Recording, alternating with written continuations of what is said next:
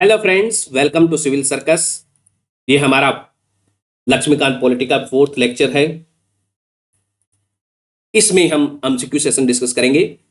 PYQs जो P chapter 1 से related PYQs UPSC और पीसीएस में जो पूछे गए हैं वो हम इसमें डिस्कस करेंगे। ठीक है, लेट अस स्टार्ट।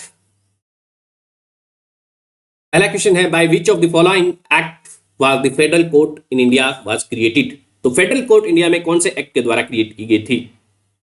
इसको क्रिएट किया गया था गवर्नमेंट ऑफ इंडिया एक्ट 1935 के द्वारा। तो पहला ऑप्शन है इंडियन काउंसिल एक्ट 1861, ये गलत है। गवर्नमेंट ऑफ इंडिया एक्ट 1909, ये भी गलत हो जाएगा। गवर्नमेंट ऑफ इंडिया एक्ट 1919 गलत हो जाएगा। डी फॉर दिल्ली इसका सही हो जाएगा। आंसर, इसका राइट आंसर क्या है? Government of India act 1935। Second question है, which act for the first time, पहली बार कौन से एक्ट ने made it possible for the Indians के लिए पॉसिबल किया to take some share in administration of their country. Administration में भाग लेना कौन से एक्ट के द्वारा ये बनाया गया था? ठीक है, इसका आंसर क्या है? डी फॉर दिल्ली है। इंडियन काउंसिल एक्ट 1861 के द्वारा ये पहली बार पॉसिबल किया गया था to take part some share in this. Next question is, under which of the following act dyarchy was introduced at central level. तो सेंट्रल लेवल पे जो डायआर्की थी वो कौन से एक्ट के द्वारा इंट्रोड्यूस की गई थी? प्रोविंशियल लेवल पे कौन सी एक्ट के द्वारा की गई थी? प्रोविंशियल लेवल पे जो इंट्रोड्यूस की गई थी वो गवर्नमेंट ऑफ इंडिया एक्ट 1919 के द्वारा की गई थी। डायआर्की का मतलब क्या होता है? डायआर्की का मतलब होता है, डायआर्की एक ग्रीक वर्ड डायआर्के से आया है एंड इसका मतलब होता है डबल रूल। ठीक है, डायआर्की मतलब डबल रूल। किस किसका? इसमें क्या है, जो प्रोविंशियल जो लिस्ट थी उसको दो भागों में डिवाइड किया जाता है। एक लिस्ट को एडमिनिस्टर करता है जिसको बोला जाता है, दो लिस्ट कौन कौन सी? Reserve list and second is transferred list. तो ट्रांसफर्ड लिस्ट होती है वो कौन गवर्न करता है? ट्रांसफर्ड लिस्ट है वो मिनिस्टर गवर्न करता है विद गवर्नर गवर्न करता है, एडमिनिस्ट्रेट करता है with the advice from the council of minister. ठीक है, ट्रांसफर्ड सब्जेक्ट को उसमें क्या है, काउंसिल ऑफ मिनिस्टर की एडवाइस पे वो गवर्न करता है। दूसरा रिजर्व सब्जेक्ट होता है, उसमें गवर्नर का जो चलता है। ठीक है, तो उसमें गवर्नर फाइनल डिसाइडिंग अथॉरिटी होता है। ठीक है, तो इस सेंट्रल लेवल पे जो डायआर्की वो इंट्रोड्यूस की गई थी वो गवर्नमेंट ऑफ इंडिया एक्ट 1935 के द्वारा की गई थी एंड प्रोविंशियल लेवल पे जो इंट्रोड्यूस की गई थी वो की गई थी गवर्नमेंट ऑफ इंडिया एक्ट 1919 के द्वारा। एंड प्रोविंशियल लेवल वाली है वो खत्म कर दी जाती है गवर्नमेंट ऑफ इंडिया एक्ट 1935 में।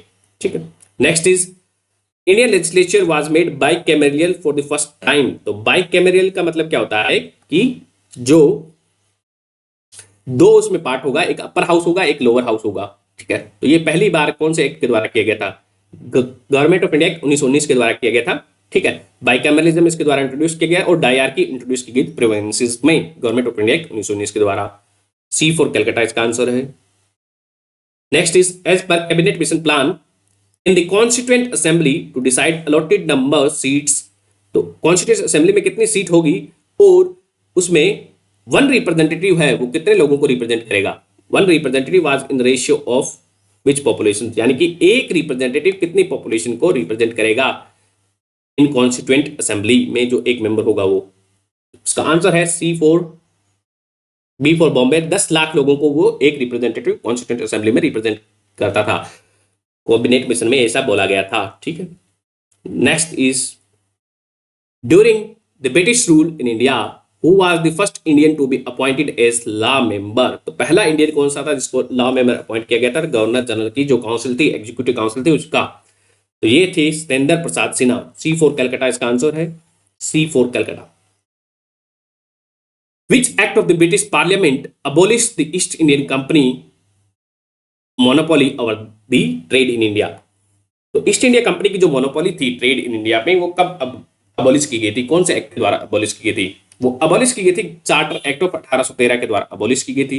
चार्टर एक्ट ऑफ 1813 में 1 लाख रुपए एजुकेशन के लिए भी दिए गए थे, 1 लाख रुपीज एजुकेशन के लिए। इसमें जो ट्रेड मोनोपोली थी वो खत्म कर दी गई थी, except tea and trade with China. दो चीजों को छोड़ के जो कंपनी की मोनोपोली थी इंडिया के ऊपर खत्म कर दी जाती है इस एक्ट के द्वारा। Next question is, by which of the following act, कौन से एक्ट के द्वारा legislative council of India receive the power to discuss the budget. तो बजट का डिस्कशन पावर है वो कौन से एक्ट के द्वारा दी गई थी? तो ये जो पावर है ये दी गई है कौन से एक्ट के द्वारा?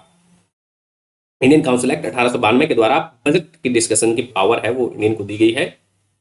ठीक है, लेजिस्लेटिव काउंसिल को दी गई है, और उस मेंबर को जो एग्जीक्यूटिव से क्वेश्चन आस्क करने की पावर है, क्वेश्चन पूछने की पावर भी है, वो इसी एक्ट के द्वारा दी गई थी, इंडियन काउंसिल एक्ट 1892 के द्वारा। ठीक है। In which of the following act the provision was made for establishment of Supreme Court at Calcutta? ये रेगुलेटिंग एक्ट ऑफ 1773 में के अंडर किया गया था। 1774 में कलकत्ता में सुप्रीम कोर्ट बनाई जाती है, जिसमें एक चीफ जस्टिस होता है, 3 अदर जस्टिस होते हैं। ठीक है, तो टोटल कितने, 4 जस्टिस होते हैं। ठीक है, एंड ये जो है इसका जो फिर बाद में गवर्नर और इसके बीच में टसल होती है सुप्रीम कोर्ट के जजेस के बीच में, इसके बारे में हम पढ़ चुके हैं लेक्चर नंबर 1 में। ठीक है, आप लोग कवर कर सकते हैं ज्यादा डिटेल में। बाकी जो वीडियो है 1 से 3 आप देख सकते हैं, चैप्टर 1 से पूरे बहुत अच्छे से हमने कवर किया है। Next is with reference to establishment of the supreme court which of the following statement is और आर करेक्ट बताना है। तो supreme court at Calcutta was established by regulating act of 1773। ठीक है, दिस इज करेक्ट है। And 1773 act के द्वारा governor general बनाया जाता है, गवर्नर जनरल ऑफ बंगाल बनाया जाता है। किसको बनाया जाता है, वान हास्टिंग को। ठीक है, तो second statement is sir Maurice Gwyer was first chief justice of this supreme court.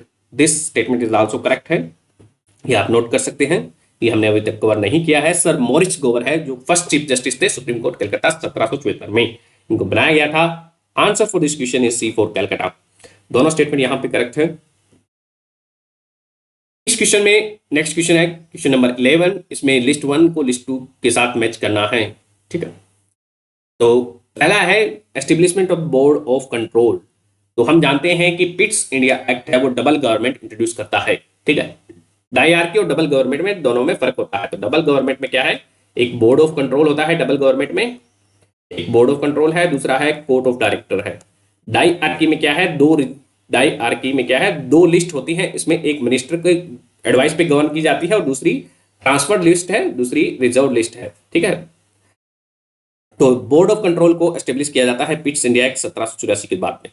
ठीक, supreme court establishment of supreme court होती है वो होती है रेगुलेटिंग एक्ट 1773 में। Permission to English missionaries to work in India, ये जो परमिशन है वो ग्रांट की जाती है चार्टर एक्ट ऑफ 1813 के द्वारा में दी जाती है। Appointment of law member in governor general की काउंसिल में जो लॉ मेंबर है वो अपॉइंट किया जाता है कौन से के द्वारा, 1833 के एक्ट के द्वारा। The principle of diarchy refers to, next is the principle of diarchy है वो क्या होता है डायआर्की, अभी हमने देख लिया है। Division of central legislature into 2 houses, option A 2 houses में, इसको तो हम बाइकैमरलिज्म बोलते हैं तो ये गलत हो जाएगा। Introduction of the double government that is central and state government पे जो गवर्नमेंट होती है उसको हम फेडरलिज्म बोलते हैं तो ये भी गलत हो जाएगा। C is having 2 set of rulers, one in London and another in Delhi, ये भी गलत है, ऐसा कोई होता नहीं है डायआर्की का। Fourth is division of subject delegated to provinces in 2 categories, reserve subject and transfer subject। तो इसका आंसर डी फॉर दिल्ली सही है। तो dyarchy means D for Delhi इसका answer. Which of the following is or are principal feature of Government of India Act 1919? Government of India act 1919 यानी कि Montagu transport reform के कौन सा प्रिंसिपल फीचर्स हैं। तो पहला स्टेटमेंट क्या कहता है, introduction of dyarchy in the executive government of the provinces. तो प्रोविंसेस में जो डायआर्की है वो इसके द्वारा इंट्रोड्यूस की गई थी, दिस इज करेक्ट है। तो प्रोविंसेस के द्वारा डायआर्की गवर्नमेंट ऑफ इंडिया 1919 में इंट्रोड्यूस की जाती है। सेकंड कहता है कि introduction of separate communal electorate for Muslims, Muslim के लिए सेपरेट कम्युनल इलेक्टोरेट इस एक्ट के द्वारा नहीं किया गया था, ये गवर्नमेंट ऑफ इंडिया 1909 के द्वारा इंट्रोड्यूस किया गया था, 1909। Answer for this question, devolution of legislative authority by centre to the provinces के दी जाती है, दिस इज करेक्ट है। Answer for this is C for Calcutta. ठीक है, डिवोल्व कर दी जाती है लेजिस्लेटिव अथॉरिटी को सेंटर के द्वारा प्रोविंसेस को, इस मैटर्स में, कौन से मैटर में, रिजर्व सब्जेक्ट में। ठीक है, तो सी फॉर कलकत्ता आ जाएगा इसका answer 1 and 3। Next is Montagu transport reform of 1919 यानी कि government of India 1919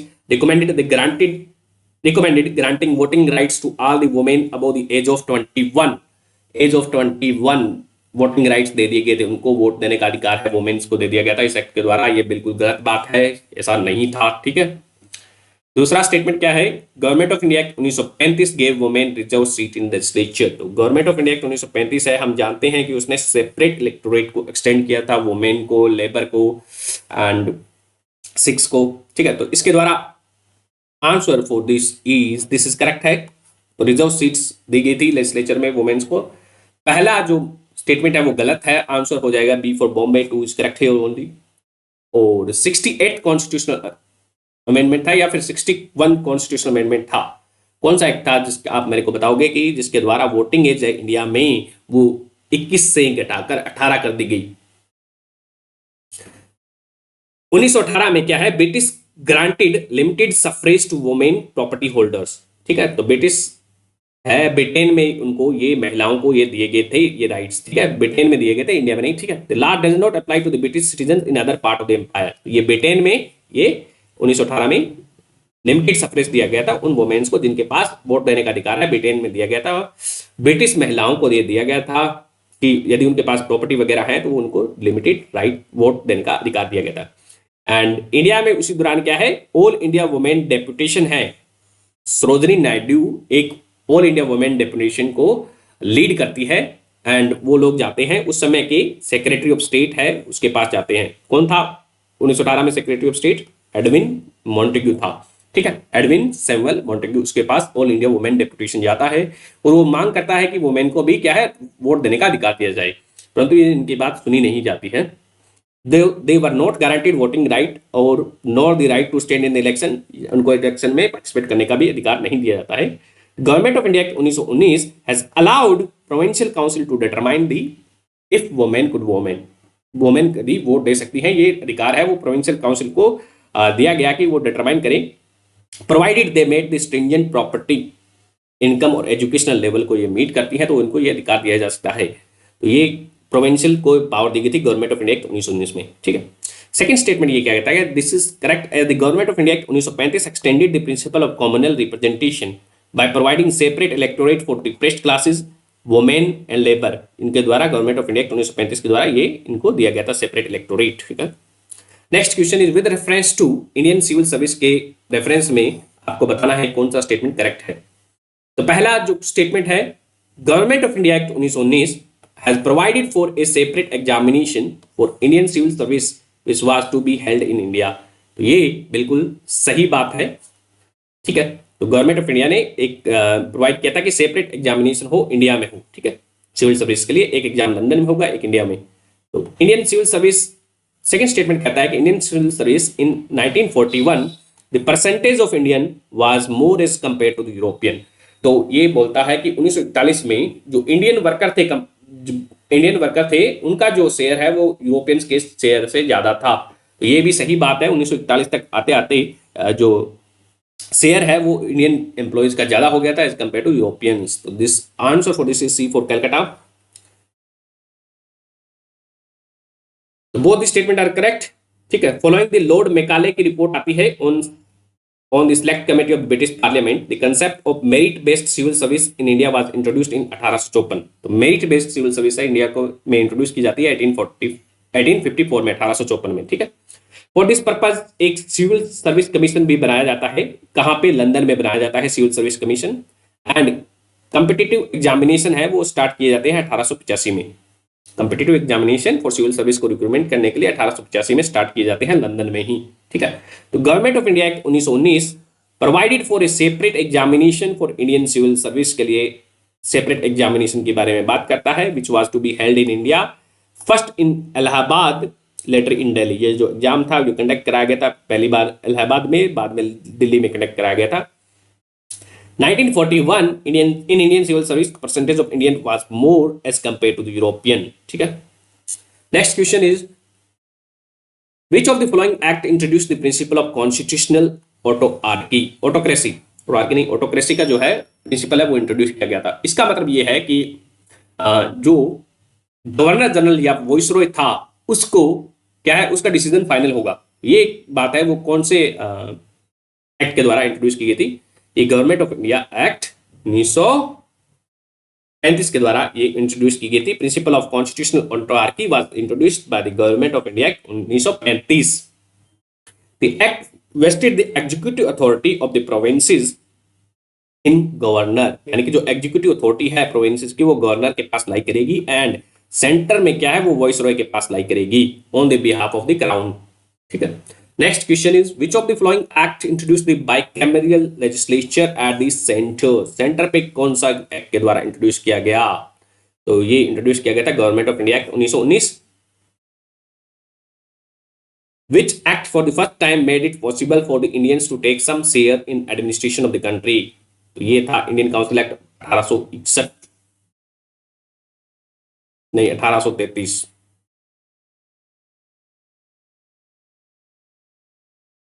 The distribution of the power between the center and state as the constituent of India is based, Constitution of India, distribution of the power between the center and the state as in the Constitution of India is based upon, यानी कि जो centre और state के बीच में जो power का distribution है, federalism का जो कॉन्सेप्ट है, वो कौन से एक्ट के द्वारा बेस्ड है? तो ये बेस्ड है गवर्नमेंट ऑफ इंडिया एक्ट 1935।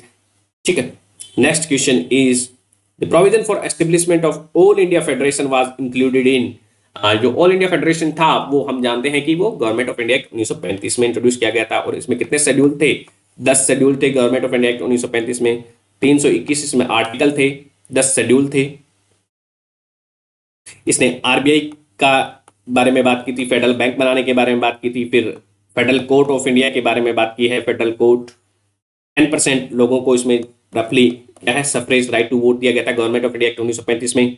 ठीक है, बाकी बातें हम पहले डिस्कस कर चुके हैं। Which of the following is not, next question is which of the following is not an important and permanent constituent of the constitutional history of India as adopted in the government of India act 1935, यानी कि इनमें से कौन सा जो important part है वो government of India act 1935 से नहीं लिया गया है भारतीय संविधान में। Written constitution for the country, ये इसका कोई प्रोविजन नहीं था इस एक्ट में। Elected representative responsible to legislature, ये हम गवर्नमेंट ऑफ इंडिया एक्ट 1935 से लिए हैं। एनविसाजिंग ए स्कीम ऑफ फेडरेशन, हम जानते हैं कि गवर्नमेंट ऑफ इंडिया एक्ट 1935 में एक फेडरेशन का स्कीम था, वो हमने कंटिन्यू किया था। स्ट्रक्चरल पार्ट है वो इंडियन कॉन्स्टिट्यूशन का, हम क्या है गवर्नमेंट ऑफ इंडिया एक्ट 1935 से लिए हैं। Nomination of official member to the legislature, this is also correct है। तो answer is A for Agra. Written constitution वाला पार्ट है वो हम इस एक्ट से इंस्पायर नहीं है। ठीक है। तो one among the following was not a salient feature of government of India Act 1935 का इनमें से कौन सा salient feature नहीं है? The act provided for all India federation, yes this is correct है। Residuary subject were allocated to the provincial legislature, तो residuary power थी वो गवर्नर को दी गई थी, वाइसरॉय को दे दी गई थी, प्रोविंशियल लेवल पे गवर्नर को दी गई थी, और यहाँ पे क्या है सेंट्रल लेवल पे वाइसरॉय को दी गई थी। दिस इज रॉन्ग हो जाएगा। तो third statement is it mark the beginning of provincial autonomy. तो गवर्नमेंट ऑफ इंडिया एक्ट ने प्रोविंशियल ऑटोनॉमी का कंसेप्ट इंट्रोड्यूस किया था। उसके बाद में हमने देखा था कि इलेक्शन हुए थे 1935 से 1937 तक प्रोविंशियल ऑटोनॉमी चली थी। ठीक है। सिस्टम ऑफ रेस्पॉन्सिबल गवर्नमेंट था यहाँ पे 1935 वाले एक्ट के बाद में, 1935 से लेके 1937 से 39 तक, देन इलेक्शन के बाद में। और जो डायरकी है उसको प्रोविंशियल लेवल पे अबोलिश कर दी जाती है गवर्नमेंट ऑफ इंडिया एक्ट 1935 के द्वारा। Next is it abolish the dyarchy at the provincial level and introduced at the central level. तो सेंट्रल लेवल पे डायरकी इंट्रोड्यूस की जाती है इस एक्ट के द्वारा, परंतु वो कभी लागू नहीं हो पाती है if the princess did not join. तो आंसर इससे तो करेक्ट है। आंसर हो जाएगा बी फॉर बॉम्बे इस क्वेश्चन का, B for Bombay. Next is which of the following acts led to the separation of Burma from India. तो सेपरेशन ऑफ बर्मा होता है वो गवर्नमेंट ऑफ इंडिया एक्ट 1935 के द्वारा होता है, 1935 के द्वारा। तो Burma was, Myanmar was separated from India. Next is the proposal for framing a constitution of India by an elected constituent assembly was made by. तो ये जो भारत का संविधान है एक इलेक्टेड कॉन्स्टिट्यूएंट असेंबली के द्वारा बनाया जाए, ये कोष के द्वारा ये प्रपोजल दिया गया था। ये क्रिप्स मिशन के द्वारा पहली बार प्रपोजल दिया गया था, इसमें दिया गया था। ठीक है। C for Calcutta. As per the cabinet mission plan the constituent assembly to decide allocated member seat in each province one representative. हमने देखा है कि वो 10 लाख लोगों को रिप्रेजेंट करता है, ये क्वेश्चन द्वारा गया है। Next is Indian council act 1909 retain the official majority in the central legislative council. तो ऑफिशियल मेजोरिटी है वो उसको द्वारा रिटेन की जाती है, ये गलत है। तो इंडियन काउंसिल एक्ट 1892 में allowed the provincial legislative council to have non official majority. तो the word election was used for Indian council act 1892, C option, third option. तो इलेक्शन यूज नहीं किया गया था इस एक्ट के द्वारा, तो थर्ड तो गलत हो जाएगा। इसका इनकरेक्ट बताना है तो इनकरेक्ट, थर्ड तो इनकरेक्ट होगा ही होगा, तो इसमें सही ये आंसर नहीं हो सकता, ठीक है, ए आंसर नहीं हो सकता, थर्ड इज इनकरेक्ट है। बी ये जो है अलाउड द प्रोविंशियल 1892 एक्ट के अंदर कोई अलाउ नहीं किया गया था, ये भी गलत है, तो इसका answer A for Agra correct है, ये गलत है। Indian council act allowed for this, तो B statement is wrong, answer हो जाएगा 2 एंड 3, 2 एंड 3, ठीक है। Answer for this question is C for Calcutta. तो ये हमारा एमसीक्यू सेशन चैप्टर 1 पे कंप्लीट हुआ। धन्यवाद। यदि आपको हमारे वीडियो पसंद आते हैं तो सब्सक्राइब कीजिए, शेयर कीजिए, लाइक कीजिए प्लीज। धन्यवाद।